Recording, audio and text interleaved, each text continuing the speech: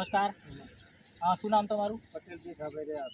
તો ભીખાભાઈ, આપણે જે આ સ્ટેબિલાઇઝર અને જુડીઓનો સ્પ્રે કર્યો એ આપણી મગફળીમાં, ત્યારે એ આપણે સ્પ્રે નહોતો કર્યો એના પહેલાં આપણે એનું કેવું રિઝલ્ટ જોવા મળે? તમારા ખેતરમાં કેવું હતું?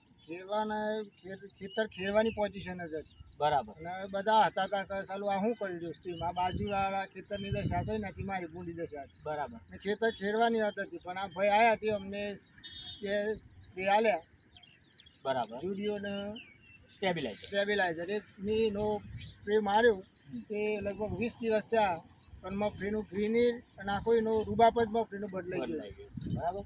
તો ખેડૂત મિત્રો, આપણે જે આના 20 દિવસ પહેલાં જે વખતે આપણે આના અંદર તો આપણે જે ધર્મજનું સ્ટેબિલાઇઝર અથવા જુડીઓ સ્પ્રે નહોતો માર્યો એ વખતે આ મગફળી બાજુમાં જે ખેતરમાં છે આ રીતના એનું હતી.